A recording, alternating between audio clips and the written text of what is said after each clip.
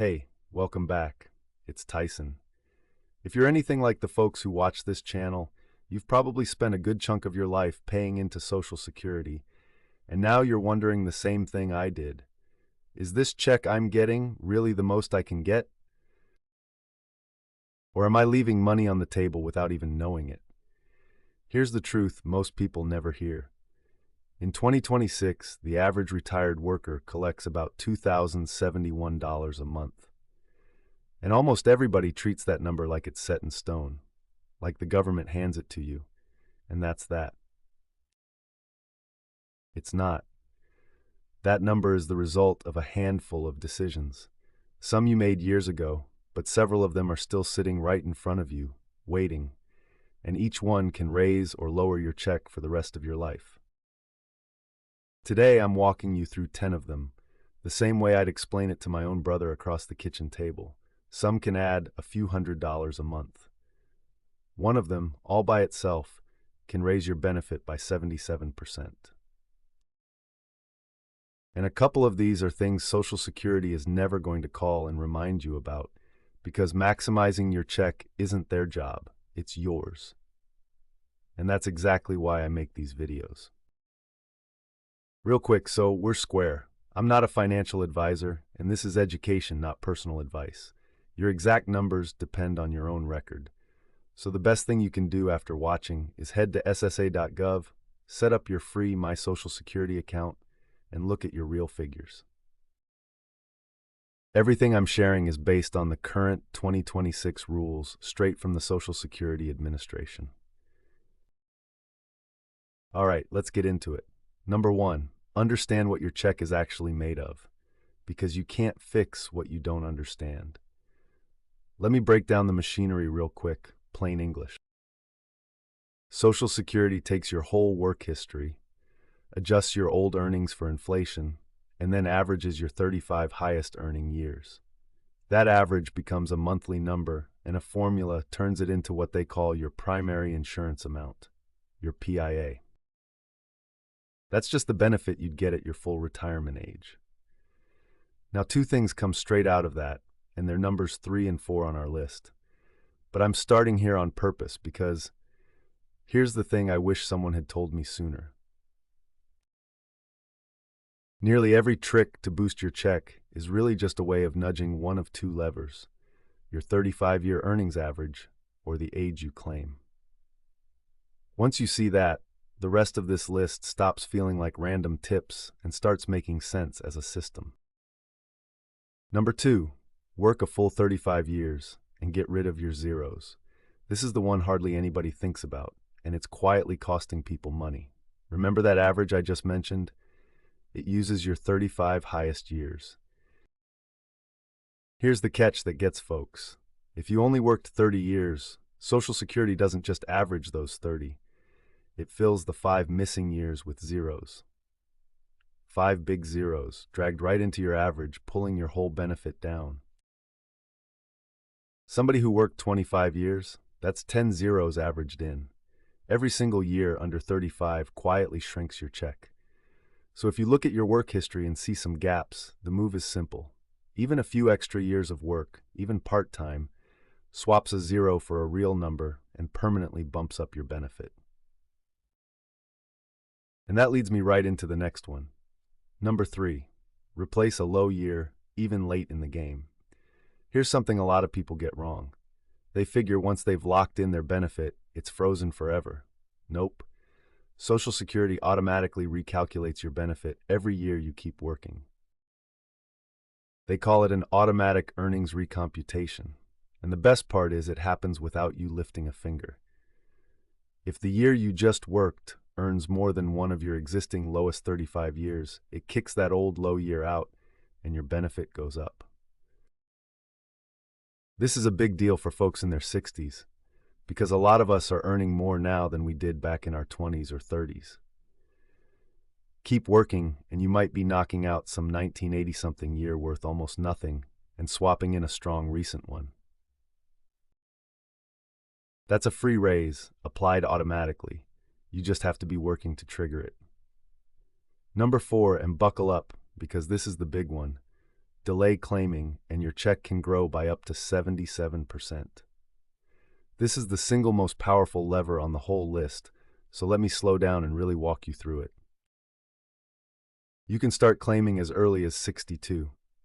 But in 2026, if you were born in 1960 or later, your full retirement age is 67.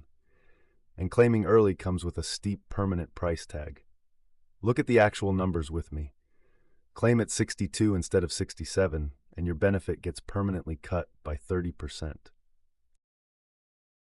Go the other way, wait past your full retirement age, and Social Security pays you delayed retirement credits worth 8% a year, every year, all the way to 70.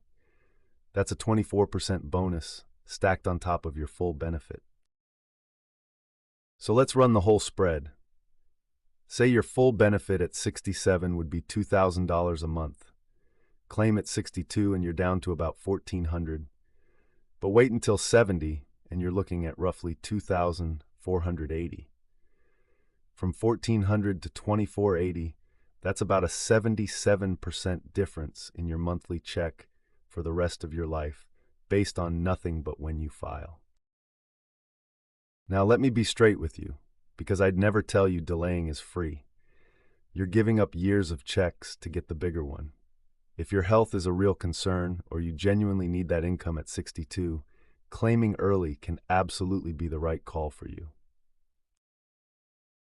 This isn't me saying everybody should wait, it's me saying know exactly what you're trading. And here's a bonus most people miss. That bigger age 70 benefit becomes the base that every future cost of living raise is figured on. So the bigger number keeps compounding for the rest of your life. Number 5, if you're married, coordinate. Don't just each claim on your own. This is where I see couples leave the most money behind, and it breaks my heart because it's completely avoidable. Your benefits as a couple are tied together in a way that really matters. Here's the key thing to understand. When one spouse passes away, the survivor keeps the larger of the two checks, not both. The smaller one just disappears. So the higher earner's claiming decision isn't only about them. It sets the floor for whichever one of you lives longer, and that could be 15, 20, 25 years. That's why, for most couples, the smartest move is to have the higher earner delay as long as they can, locking in the biggest possible survivor benefit, while the lower earner can often claim earlier for some income in the meantime. You decide it together, not separately. That one conversation can mean tens of thousands of dollars over your retirement. Number 6, claim spousal benefits, even if you barely worked. A lot of people don't even know this one exists, and it's real money. If you're married and your spouse has filed, you can get a spousal benefit worth up to 50% of their PIA, their full retirement amount. And here's the part that surprises everybody. It's on top of what your spouse gets. It does not cut their check by a single dollar. So if you spent years raising the kids or caring for family and don't have much of an earnings record yourself, you're not stuck with a tiny benefit. You might be entitled to half of your spouse's. One thing to know though, unlike your own benefit, spousal benefits don't grow with those delayed credits past your full retirement age. So there's no reason to wait past 67 for a spousal benefit specifically. Number 7, if you're divorced, you may still be owed a check on your ex. This one gets overlooked constantly, and it can be worth a small fortune. If your marriage lasted 10 years or more and you're currently unmarried, you can claim a benefit based on your ex-spouse's record, up to that same 50% of their PIA. And I want to be crystal clear about the 3 things folks always worry about. It does not reduce your ex's benefit at all. Your ex doesn't have to approve it, and in most cases, they never even find out. If you've been divorced at least 2 years, your ex doesn't even need to have filed yet. You can claim on your own. Married more than once, each over 10 years. Social Security just uses whichever ex's record pays you more. This is real money people walk away from every single year simply because they assumed divorce cut the cord. It didn't. Number 8, don't get blindsided by the earnings test if you work while claiming. This one's less about boosting your check and more about not accidentally shrinking it and getting it back the right way. If you claim before your full retirement age and keep working, there's an earnings limit. In 2026, if you're under full retirement age all year, Social Security holds back $1 for every 2 you earn above about 24,480. And a lot of people see that first reduced check and panic. They think the money's gone for good. It's not. Here's what matters. That held back money is not lost. Once you hit full retirement age, Social Security recalculates and gives it back to you through a higher benefit. So the earnings test isn't really a penalty, it's more of a delay. But knowing that keeps you from making the panicked mistake of quitting a job you didn't need to quit. Number 9, check your earnings record for errors. This is free money most people never grab. Your whole benefit is built on your earnings history. And I hate to tell you, but that history isn't guaranteed to be right. Employers make mistakes. Wages get reported under the wrong Social Security number. A whole year of earnings can just go missing. And every missing or understated year drags your benefit down, the same way a zero does.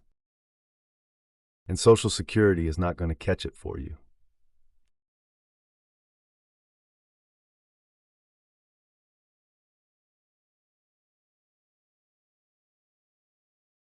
So here's the single most concrete thing I want you to do after this video. Go to ssa.gov, set up that free My Social Security account, and read your earnings record line by line. Compare it to your old W-2s or tax returns. If a year looks wrong or missing, you can file to fix it. And trust me, it's a whole lot easier to fix while you still have the paperwork, not 20 years down the road. This costs you nothing and can permanently raise your check. And most people never do it. Number 10, understand how your benefit gets taxed, because keeping more is the same as getting more. Last one, and it's the one people forget. Boosting your gross check doesn't mean much if you hand a chunk of it back in taxes you didn't see coming. A lot of retirees are genuinely shocked to learn that Social Security can be partly taxable at the federal level, depending on your total income. And here's where it ties into smart planning. Because that taxable portion is based on your combined income, how you pull money from your other accounts, a traditional IRA versus a Roth, for example, can actually change how much of your Social Security gets taxed. Roth withdrawals, for instance, don't count the same way in that formula. I'm not going to hand you a tax formula here, because your situation is your own, and this is exactly where a good tax professional earns every penny. But the principle is simple, and it's the whole reason it made my list. The goal isn't the biggest number on paper. It's the most money that actually stays in your pocket. So there you go, 10 levers. Let me tell you where I'd start if I were you. If you do nothing else today, open your ssa.gov account and check your earnings record for errors. That's number 9. It's free, and it's the fastest fix there is. Then, if you're still a few years out from claiming, really sit down and think through that delay decision, number 4, because it's the single biggest lever you've got. And if you're married or divorced, please don't claim without understanding numbers 5, 6, and 7, because that's where the biggest chunks quietly slip away. You don't have to act on all 10. But the difference between somebody who understands these and somebody who just takes whatever shows up in the mailbox can honestly be 6 figures over a retirement. That's real money for your family. One last honest reminder, everything here is based on the current 2026 Social Security rules, and it's educational, not personal financial or tax advice. For a decision this permanent, check your own numbers at ssa.gov and talk to a qualified advisor before you file. Do me a favor, drop a comment and tell me which of these 10 you didn't know about. I read every one, and it tells me what to cover next. And if this helped you, hit subscribe, because helping folks like you retire a little smarter is the whole reason I'm here. I'm Tyson. I'll see you in the next one.